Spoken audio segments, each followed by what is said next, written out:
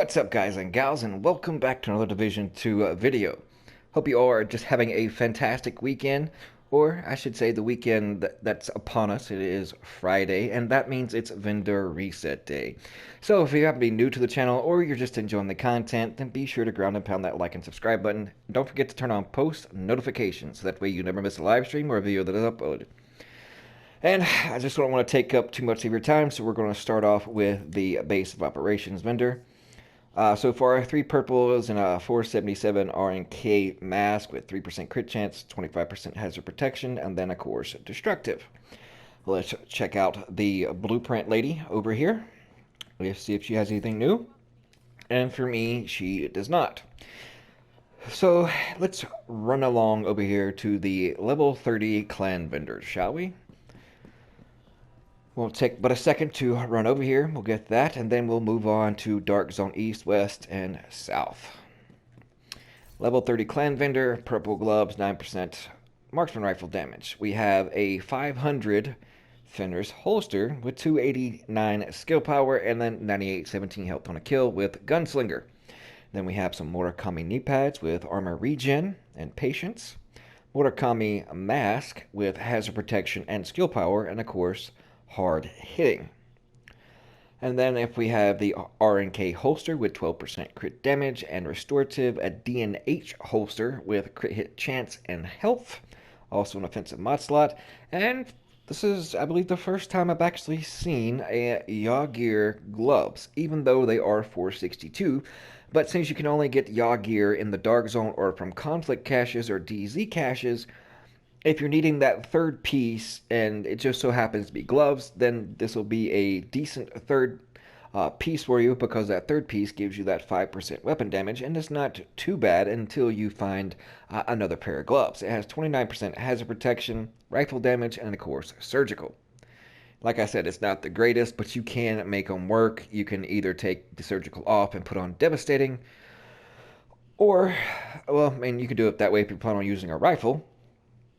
But if you're using something else, at least that's 5% crit chance. And if you're more or less going for a crit build using a Yaw-Gear, then this will be a good, decent pair of gloves to do it. But like I said, it's just a placeholder till you can find a better pair, because these are only 462.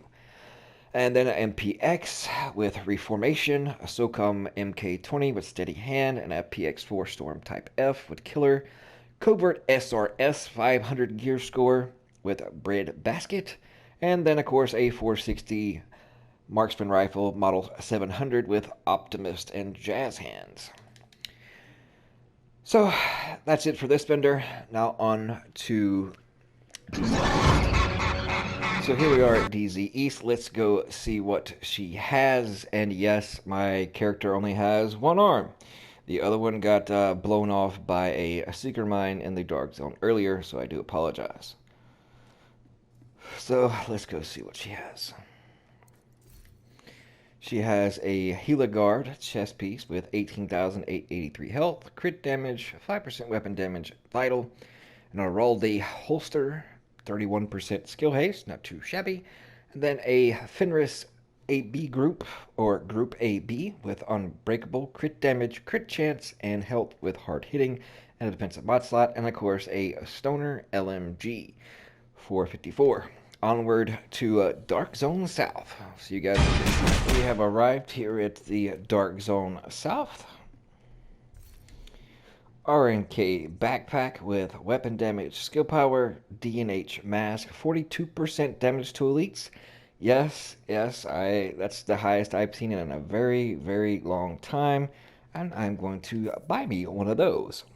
I think because on my current PvE build, I have 39% plus hard hitting, which gives me 49, and you know, it's only 3% more, but it's definitely usable and definitely viable. So if you have anything less than 42% damage to elites on a mask, then here you go. Then of course a black market RPK 74E with spiked and extra onto DZ West. And also keep in mind that for me, Mendoza does not reset till tomorrow, so as per usual, she'll let me check out her inventory Tomorrow evening, if you know what I mean. Saturday night special. Alright, here we are at DZ West. And yes, I'm still the one-armed bandit. D&H holster, 11% crit chance. Motorkami knee pads with 10,766 armor. And of course, a Wyvernware holster, 27% skill haste with 106 skill power and hard hitting. And then we have an MK16 with perpetuation. So we've covered all the Dark Zones, the base of operation vendor, and also the blueprint vendor that's beside the crafting table. And of course, we have Mendoza to go, but that is still tomorrow. But that basically covers all of the current vendors between all the Dark Zones. So the last two that we have to check is the two settlements. So I'll see you guys. Here we are at the theater vendor. Let's check her. We have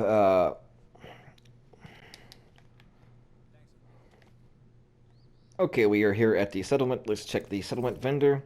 RNK backpack, crit damage, skill power, skill haste with on the ropes and capsitive with the Providence gloves, LMG marksman damage, and SASG 12 with ignited, protected deploy, and then the purple LVOAC. Now on to the campus.